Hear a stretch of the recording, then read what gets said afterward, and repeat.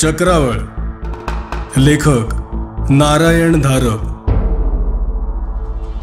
त्या वाटेवर मृत्यू होता किंवा वेडेपण तरी. त्या एका दर्शनाचं स्वप्न त्याला पुढे कितीतरी रात्री पडलं होतं. झोपेतून तो किंचाळत ओरडत घामानं डबडबलेल्या शरीरानं जागा झाला होता. नको, त्याला महंतांचा परिचय नको होता.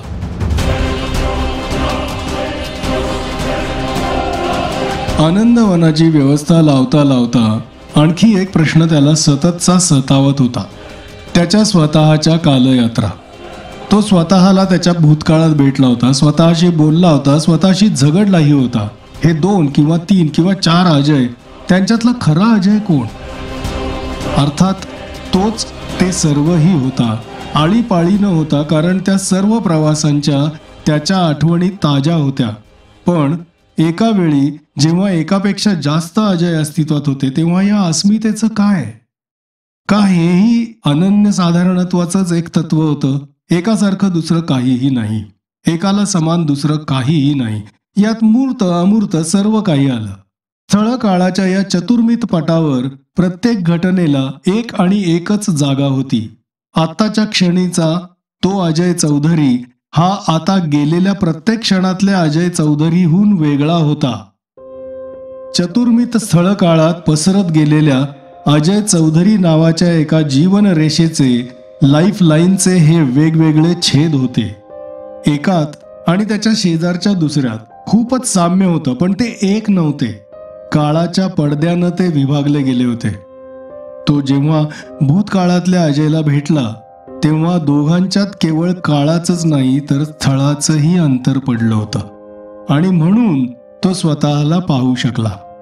मानवी मनाची रचनाच अशी आहे की कालांतर हे केवळ अमूर्त स्मृती रूपात साठवलेलं असतं, तर स्थलांतर हे प्रत्यक्ष डोळ्यांनी दृगोचर होऊ शकतं. लहानपणापासूनचे अनेक अजय त्याला आठवत होते.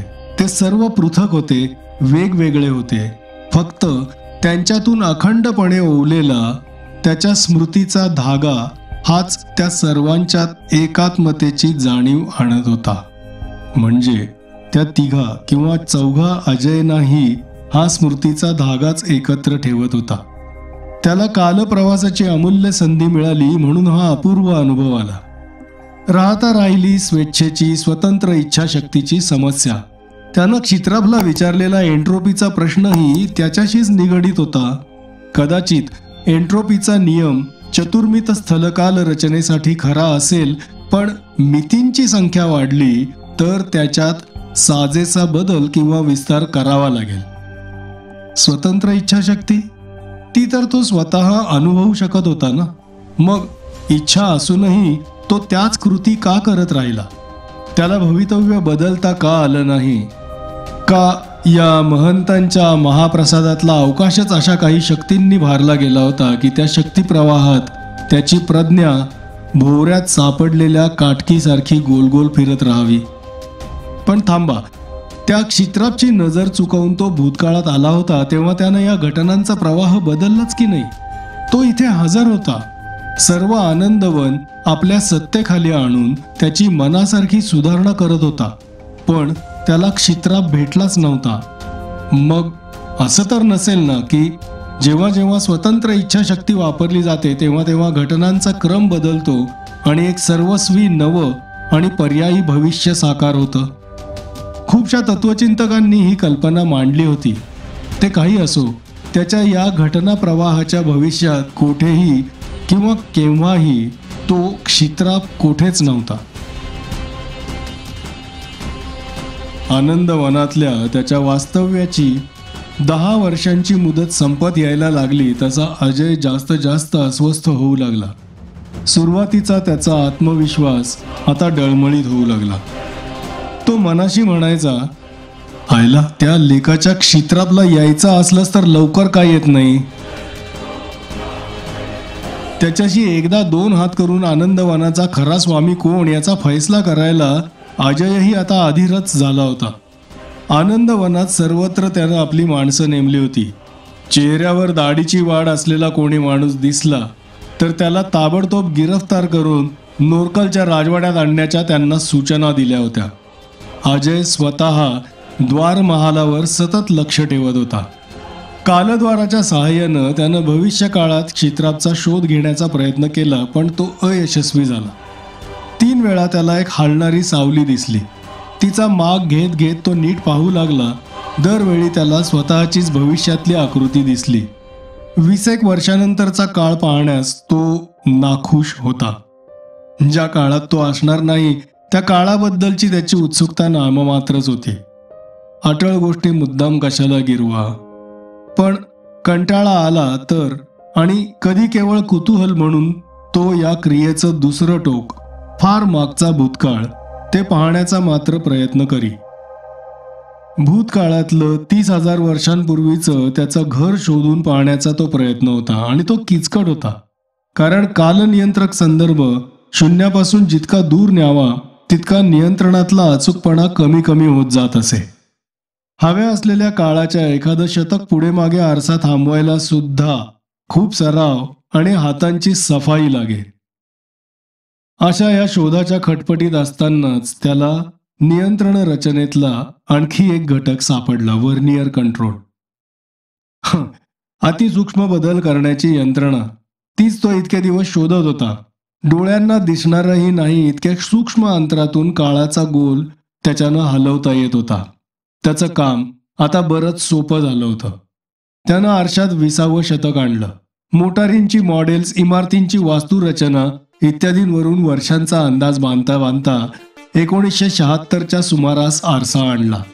स्थलनियंत्रक हलवत हलवत तो त्या शहरातल्या त्या भागात आणला. आरशाची प्रतिमा इतकी लहान होती की रस्त्यांची नावं वाचणं त्याच्या पलीकडचं होतं. शेवटी त्याला त्याची राहायची जागा असलेली इमारत सापडली. कालद्वाराचं दुसरं मुख त्यानं आपल्या खोलीत आणलं, पण खोली संपूर्ण रिकामी होती. तो काळात मागे मागे शोध घेत चालला. मध्येच त्याला आरशात काही सावल्या दिसल्या. व्हर्नियरच्या साहाय्यानं त्यानं प्रतिमा स्थिर केली. त्याच्या खोलीत 3 जण कोणीतरी होते.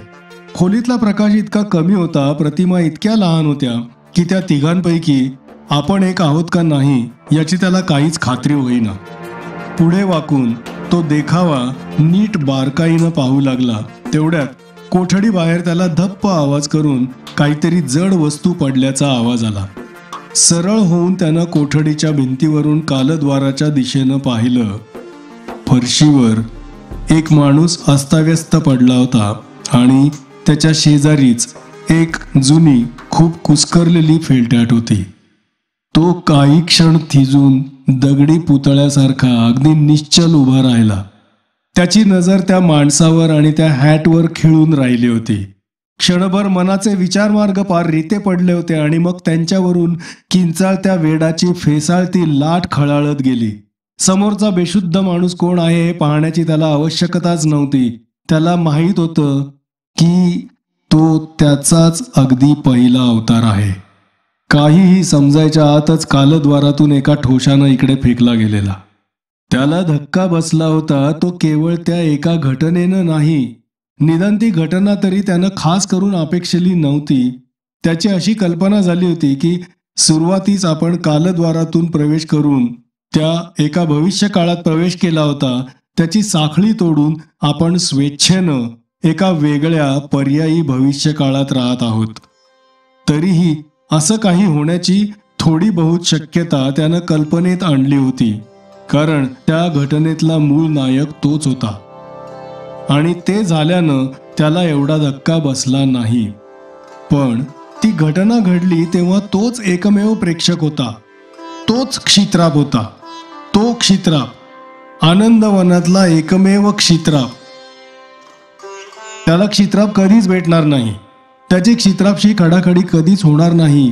क्षित्रापच्या येण्याची भीती बाळगण्याचं त्याला कारण नव्हतं. क्षित्राप या नावाचा दुसरा कोणी माणूस होऊनच गेला नव्हता, होणारही नव्हता. कारण क्षित्राप म्हणजे दुसरा तिसरा कोणी नसून तो स्वतःच होता. आता मागचा विचार केला की त्याला हे उघड दिसत होतं की तो स्वतः क्षित्राप असायलाच हवा. ते सूचित करणाऱ्या कितीतरी गोष्टी झाल्या होत्या, पण तरीही त्याला उमगलं नव्हतं. त्याच्यात आणि क्षित्रापमध्ये प्रत्येक गोष्टीत साम्य होतं, पण त्या प्रत्येकाला तर्कशुद्ध कारणं होती. त्या दुसऱ्या क्षित्रापची सही नक्कल करून तो परत यायच्या आधीच आपलं इथलं स्थान पक्क करण्याची इच्छा हे एक होतं आणि त्यासाठीच ज्या खोल्या तो क्षित्राप वापरत होता त्याच खोल्या त्यानं स्वतःसाठी वापरायला घेतल्या होत्या. वेळ येईल तेव्हा आपला हक्क स्थापन करण्यासाठी. लोक त्याला क्षित्राप म्हणत होते, पण त्याची त्यानं फारशी दखल घेतली नव्हती. कोणत्याही अधिकारी माणसाला ते क्षित्रापच म्हणत असत. गावोगाव त्यानं नेमलेल्या मुखियांनाही ते क्षित्रापच म्हणत असत. त्यानं स्वतः दाढी वाढवली होती, यामागं त्या क्षित्रापचं अनुकरण हे एक कारण होतंच. शिवाय आनंदवनातील बिनदाढीच्या सर्व पुरुषांहून आपलं वेगळंपण दाखवणं हेही दुसरं कारण होतं. त्यामुळं त्याचा दबाव वाढत होता आणि अस्पर्शताही वाढत होती. नकळत त्यानं आपल्या दाढीवरून हात फिरवला. एकाच गोष्टीचं त्याला सारखं नवल वाटत होतं.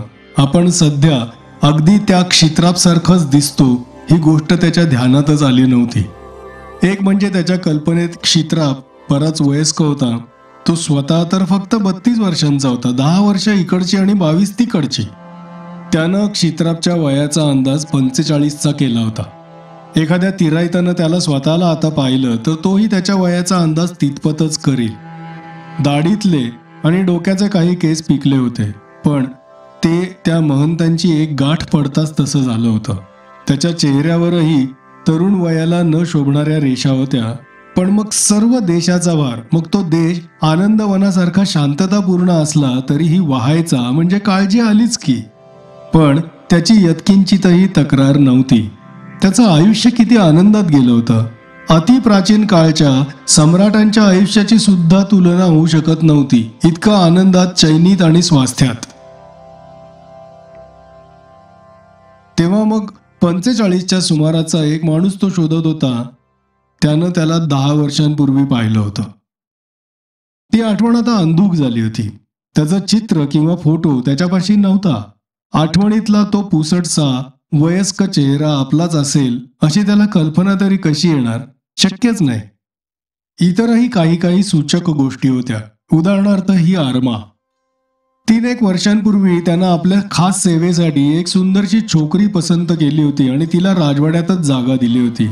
आणि फार वर्षांपूर्वी त्याच्या मनात जी मुलगी भरली होती तिची आठवण म्हणून त्यानं या मुलीचं नावही आरमाच ठेवलं होतं. पण आता घटना चक्राकार फिरत होत्या आणि हे आवश्यक होतं की ती आरमा आणि ही आरमा या दोघीही एकच असायला हव्या होत्या. पण त्याची तर अजूनही अशीच कल्पना होती की ती पहिली आरमा जास्त सुंदर होती. असंही असेल की त्याचा दृष्टिकोनच बदलला होता. एक गोष्ट मान्य करायला हवी होती. त्याच्या त्या जमिनीवर पडलेल्या तरुण मित्राच्या स्वप्नातही येणार नाही अशा सुंदर स्त्रियांचा सहवास त्याला लाभला होता. मागची एक आठवण येऊन त्याला जरासं हसूच आलं. आनंदवनातील नागरिकांच्या सुंदर मुलींचा तांडा आपल्यापासून जरा दूर ठेवण्यासाठी त्याला अनेक नवीन नियम त्यांच्या आचारात घालावे लागले होते. राजवाड्याजवळून वाहणाऱ्या नदीचा एक डोह त्यानं पवित्र जागा म्हणून जाहीर केला होता. त्याला एकट्यानं पाण्यात मनसोक्त डुंबायला ती एकच जागा होती. इतरत्र त्याच्या भोवती जलक्रीडा करायला या सगळ्या गोपिका जमायच्या. फरशीवरचा माणूस कणला, पण त्याचे डोळे मिटलेलेच होते. क्षित्राप अजय पुढे होऊन त्याच्यावर वाकला, पण त्याला शुद्धीवर आणण्यासाठी त्यानं एवढ्यातच काहीही उपाय योजले नाहीत. त्याची जखम फारशी गंभीर नाही हे अजयला स्वानुभवानं माहीत होतं. स्वतःचे विचार नीट सुसूत्र झाल्याखेरीज या नवागताला शुद्धीवर येऊ देण्याची त्याची तयारी नव्हती. कारण क्षित्राप अजयला काम होतं आणि हे सर्व काम अत्यंत काळजीपूर्वक व्हायला हवं होतं. यात कोणतीही चूक होता कामा नव्हती. प्रत्येक जण आपल्या भविष्य काळासाठी तरतूद करून ठेवत असतो. अजयच्या मनात विचार आला आणि तो स्वतः मात्र त्याच्या भूतकाळासाठी तरतूद करून ठेवत होता.